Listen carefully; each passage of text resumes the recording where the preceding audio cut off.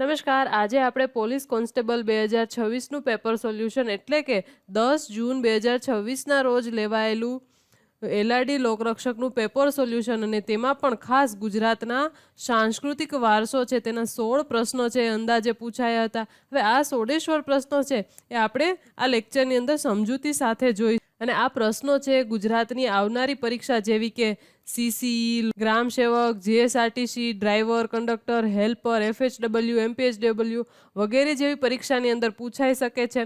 તો આ વિડીયોને એન્ડ સુધી જોજો અને વિડીયોને લાઇક કરજો અને શેર કરજો. અને હા મિત્રો, વિડીયો પર વ્યૂ તો આવે છે પરંતુ લાઇક અને કમેન્ટ આવતા નથી. તો વિડીયોને એન્ડ સુધી જોઈ અને વિડીયોને લાઇક કરી અને મને તથા યુટ્યુબ બંનેને ખુશ કરો. તો હવે આપણે લોકરક્ષક કે એલઆરડીનું પેપર સોલ્યુશનની અંદર સાંસ્કૃતિક વારસો છે એમના 16 પ્રશ્નોની અંદરનો આપણો પહેલો પ્રશ્ન જોઈએ કે ડાંગી આદિવાસીનું પ્રિય વાદ પાવરી જેને કહેવામાં આવે છે એ નીચેની બાબતો પૈકી કયો વિકલ્પ સાચો છે. હવે પાવરીને લઈ અને કયો વિકલ્પ સાચો છે તે આપણે કહેવાનું છે. હવે આ પાવરી છે એમાં પહેલો ઓપ્શન છે કે તે મોં વડે ફૂંક મારીને વગાડી શકાય છે. પછી બીજો છે કે તે મંજીરાથી થોડાક મોટા આકારના કાંસામાં ઢાળેલું વાદ્ય છે. ત્રીજો ઓપ્શન છે કે તે પખવાજ જેવું ઢોલક છે. અને ચોથો છે કે તે એક પ્રકારનો એક તારો છે.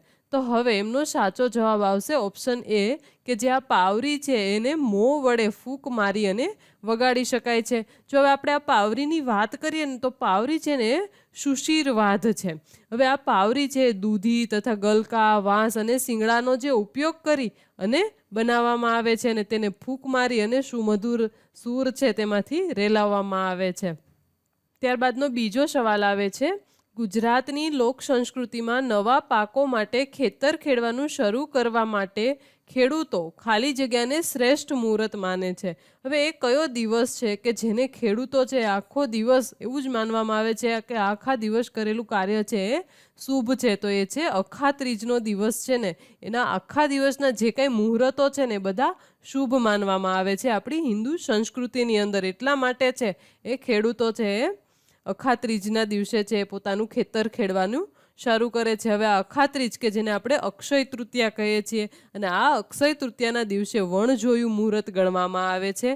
અને આ જ દિવસથી ખેડૂતો છે પોતાના ખેતરમાં હળ જોતરી અને નવા વર્ષના કૃષિ કાર્યને શુકન કરે છે અને જેને લોકબોલીમાં છે ને એને હળ મુહૂર્ત પણ કહેવાય છે. જો આવનારી એક્ઝામ માટે આ મહત્વનું છે કે જો પૂછી શકે કે હળ મુહૂર્ત કયા દિવસને ઓળખવામાં આવે છે યા તો હળ મુહૂર્ત તરીકે કયા દિવસને ઓળખવામાં આવે છે તો એમાં આવશે અખાત્રીજ, ભૂલતા નહીં. પછીનો સવાલ છે સફેદ અથવા રંગીન વસ્ત્ર પર અન્ય રંગના વસ્ત્રના ફૂલ, પર્ણ, પશુ, પંખી, માનવીય કે ભૌમિતિક આકૃતિના ટુકડાઓને કલાત્મક રીતે ગોઠવીને રંગીન કે ધોળા દોરાથી તૈયાર કરવામાં આવતા ગૂંથણને ખાલી જગ્યા કહે છે. જો આ પ્રશ્ન છે ને એ લેન્ધી પ્રશ્ન છે અને આમ જોવા જઈએ ને તો જે આ એલઆરડી લોકરક્ષકનું જે કંઈ પેપર હતું ને પેપર છે ને ખૂબ ઇઝી હતું.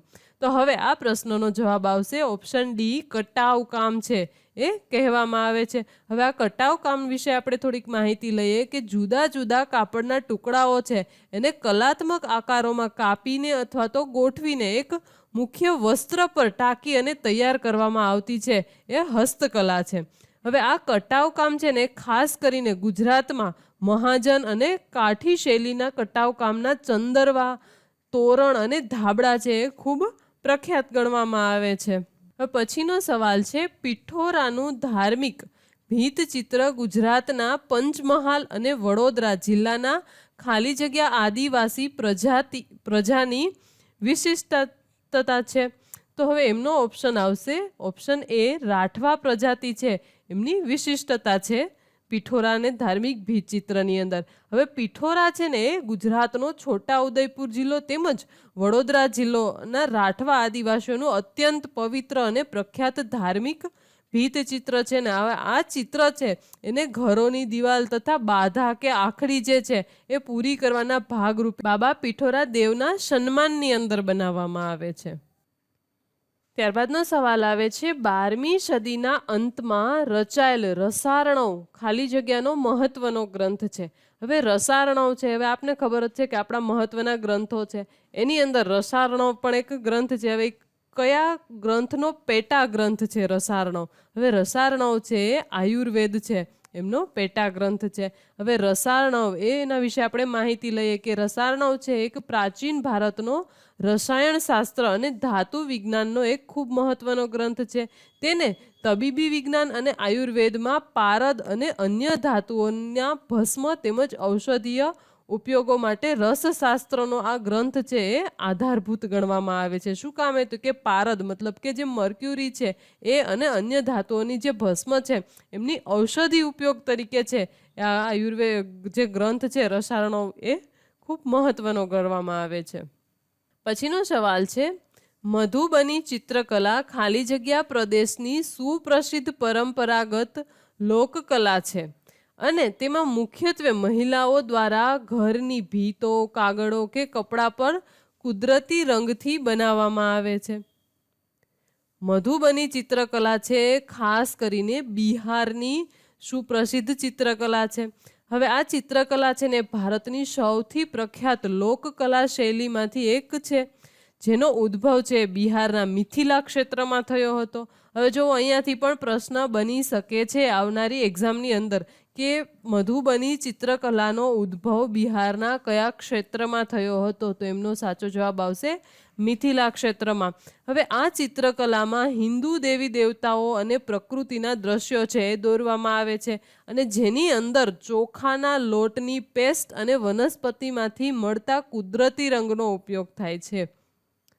પછીનો સવાલ છે નીચેના પૈકી કયા મંદિરના પિસ્ટની બંને બાજુએ 10-10 ફૂટ ઊંચા મોટા અને સુંદર ચક્ર કંડારાયેલા છે? તો એમનો સાચો જવાબ આવશે ડી. કોણાર્કનું સૂર્ય મંદિર છે, એની અંદર 10-10 ફૂટ બંને બાજુએ 10-10 ફૂટ ઊંચા મોટા સુંદર ચક્ર છે એ કંડારાયેલા છે. હવે આ કોણાર્કનું સૂર્ય મંદિર ક્યાં આવેલું છે? તો કે ઓડિશાની અંદર આવેલું છે અને એની ખાસિયત શું છે? તો કે એક ભવ્ય રથના આકારમાં છે એ આ મંદિર બનાવવામાં આવેલું છે અને કાલ્પનિક રથના આધાર એટલે કે પિસ્ટની બંને બાજુએ કુલ 24 મતલબ કે 12 જોડીઓ ના મોટા અને અત્યંત કલાત્મક નકશીકામ ધરાવતા છે એ પૈડા કંડારાયેલા છે અને જે વર્ષના 12 મહિના અથવા તો દિવસના 12 પ્રહરો છે એમનું પ્રતીક માનવામાં આવે છે. પછીનો સવાલ છે પંચતંત્ર એ ભારતીય લોક સાહિત્યમાંની ખાલી જગ્યાનો એક ઘણો લોકપ્રિય સંગ્રહ છે.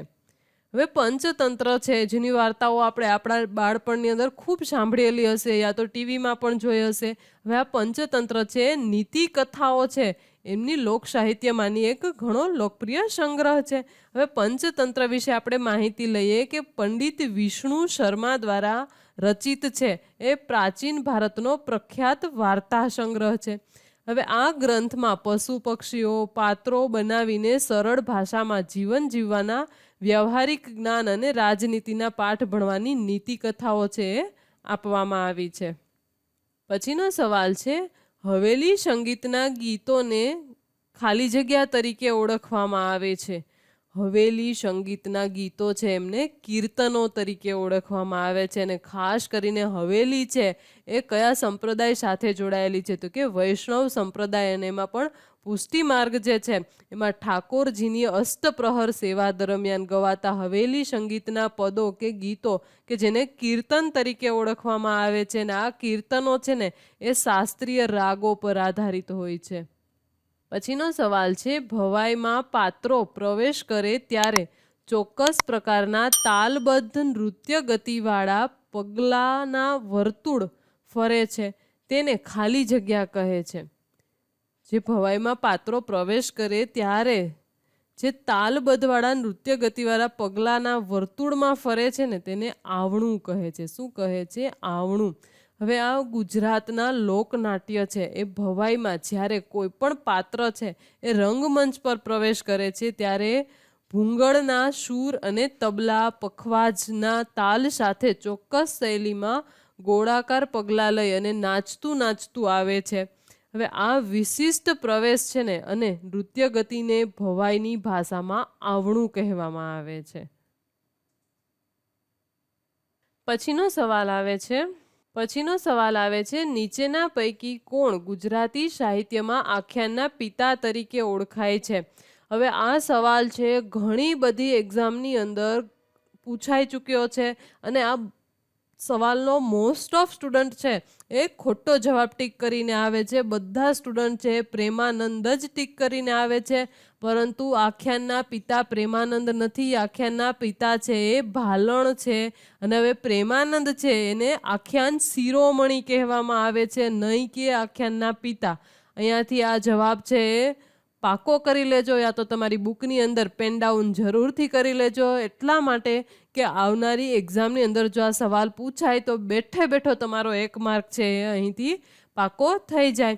હવે આપણે ગુજરાતી સાહિત્યની અંદર મધ્યકાલીન કવિ છે એ ભાલણ, કે જેને આખ્યાનના પિતા તરીકે ઓળખવામાં આવે છે, કારણ કે આખ્યાનને છે એ કડવાબદ્ધ રીતે ચોક્કસ રીતે ઘાટ આપી અને તેની શરૂઆત કરી હતી. અને શરૂઆત કરનાર જો કોઈ હોય ને તો એ હતા ભાલણ. અને હવે જ્યારે પ્રેમાનંદની વાત કરીએ તો પ્રેમાનંદે છે એ આજ આખ્યાનને સૌથી વધુ વખત લોકપ્રિય બનાવ્યું છે. આખ્યાન છે એને લોકપ્રિય બનાવનાર છે એ કોણ છે? તો કે પ્રેમાનંદ. હવે પ્રેમાનંદ અને ભાલણ વચ્ચે કન્ફ્યુઝ નહીં થતા અને સમૃદ્ધ બનાવવા માટે છે એ આખ્યાન શિરોમણી કહેવામાં આવે છે. પછીનો સવાલ છે નીચેના પૈકી કયા સ્થળોએ કાર્તકી પૂનમનો મેળો ભરાય છે? હવે મેળાઓના સવાલ છે ઘણી વખત ઘણી બધી એક્ઝામની અંદર પૂછાય છે, તો એ માટે છે અહીંયા એલઆરડીની એક્ઝામની અંદર પણ પૂછાણો, તો એમનો સાચો જવાબ આવશે ઓપ્શન સી, એ અને બી. મતલબ કે વૌઠા અને શામળાજી બંને જગ્યાએ છે એ કાર્તકી પૂનમનો મેળો ભરાય છે. હવે ગુજરાતમાં કાર્તકી પૂનમનો મેળો છે દેવ દિવાળી, મતલબ દેવ દિવાળી એટલે કે ભરાય છે. દેવ દિવાળી મતલબ કે કારતક મહિનાની જે પૂનમ કે જેને આપણે દેવ દિવાળી કહીએ છીએ એ દિવસે છે કાર્તકી પૂનમનો મેળો ભરાય છે. અને વૌઠાની અંદર કે જે અમદાવાદ જિલ્લાના ધોળકા તાલુકામાં વૌઠા મુકામે હવે સપ્ત નદીઓ છે અને એ સપ્ત નદીઓના સંગમ સ્થાને છે કાર્તકી પૂનમનો મોટો મેળો ભરાય છે. અને જેની અંદર ગધેડા છે ના વેપારી જાણીતા છે, એટલા માટે આને ગદર્ભ મેળો પણ કહેવામાં આવે છે. અને જો શામળાજીની વાત કરવામાં આવે તો એ છે ગુજરાતના અરવલ્લી જિલ્લામાં મેશ્વો નદીના કિનારે શામળાજી મુકામે પણ કાર્તકી પૂર્ણિમાના દિવસે ત્રિદિવસીય મતલબ કે 3 દિવસીય મુખ્ય મેળો છે યોજાય છે. જો કે આ મેળો છે દેવ ઉઠી 11થી શરૂ થઈ જાય છે. ત્યારબાદનો સવાલ છે નીચેના પૈકી કયા મેળામાં ગ્રામીણ ઓલિમ્પિક્સનું આયોજન કરવામાં આવે છે? હવે ગ્રામીણ ઓલિમ્પિકનું આયોજન છે તરણેતરના મેળાની અંદર કરવામાં આવે છે. હવે આ તરણેતરનો મેળો છે સુરેન્દ્રનગર જિલ્લાના થાનગઢ પાસે ભરાતા પ્રખ્યાત તરણેતરના મેળા દરમિયાન ગુજરાત સરકારના રમતગમત વિભાગ દ્વારા છે ગ્રામીણ ઓલિમ્પિકનું આયોજન કરવામાં આવે છે. અને એની અંદર છે એ લાડુ ખાવાની હરીફાઈ, પછી દોડ, લંગડી, નાળિયેર ફેંક, સરખા રસાખેચ જેવી પરંપરાગત અને ગ્રામીણ રમતો છે એ પણ યોજાય છે. પછીનો સવાલ છે ગંગા, યમુના અને સરસ્વતીના સંગમ સ્થળ એવા ખાલી જગ્યામાં યોજાતો માઘ મેળો વિશ્વના સૌથી મોટા અને જૂના આધ્યાત્મિક કાર્યક્રમોમાંનો એક માનવામાં આવે છે. હવે માઘ મેળો છે કઈ જગ્યાએ યોજાય છે? તો કે પ્રયાગરાજની અંદર છે માઘ મેળો યોજાય છે. અને આ પ્રયાગરાજ છે એ ઉત્તર પ્રદેશમાં આવેલું છે. અને ત્રિવેણી સંગમ મતલબ કે ગંગા, યમુના અને અદૃશ્ય થતી સરસ્વતી નદીનું મિલન જે સ્થળ પર થાય છે ને એ સ્થળ પર છે આ મેળો યોજાય છે. અને આ માઘ મેળો છે દર વર્ષે મહિનામાં યોજાય છે, જેથી એટલા માટે છે એમનું નામ માઘ મેળો છે એ પાડવામાં આવ્યું છે. અને અહીં દર 12 વર્ષે છે એક મહાકુંભ મેળો પણ ભરાય છે. પછીનો સવાલ છે નીચેના પૈકી કયા દિવસે ગુજરાત સહિત ભારતભરમાં સંસ્કૃત દિવસ તરીકે ઉજવવામાં આવે છે? સંસ્કૃત દિવસ ભારતભરમાં સંસ્કૃત દિવસ છે રક્ષાબંધનનો દિવસ છે એમને આખા ભારત દેશની અંદર સંસ્કૃત દિવસ તરીકે ઉજવવામાં આવે છે. અને હવે રક્ષાબંધન કે જે શ્રાવણી પૂર્ણિમાના દિવસે છે એ આવે છે અને જે વિશ્વની અંદર સંસ્કૃત દિવસ તરીકે ઉજવવામાં આવે છે આ દિવસને. અને આ દિવસની પસંદગી શું કામ કરવામાં આવી તો કે પ્રાચીન ભારતમાં આ દિવસથી વેદાધ્યયન અને શિક્ષણ સત્રની છે એ શરૂઆત થતી હતી. એટલા માટે છે એ સંસ્કૃત દિવસ તરીકે રક્ષાબંધનને ઉજવવામાં આવે છે. તો હવે આ હતા એલઆરડી લોકરક્ષક પેપરની અંદર સાંસ્કૃતિક વારસાના જે કાંઈ બી પ્રશ્નો પૂછાયા હતા એ આ વિડીયો લેક્ચરની અંદર મેં કવર કરવાની કોશિશ છે એ જરૂરથી કરી છે. અને આ વિડીયો જો તમને પસંદ આવ્યો હોય તો ચેનલને સબસ્ક્રાઈબ કરી બેલ બટન પર ક્લિક કરો અને વિડીયોને ઇન્ફોર્મેટિવ લાગ્યો હોય તો તમારા મિત્રો જોડે છે એ શેર કરો.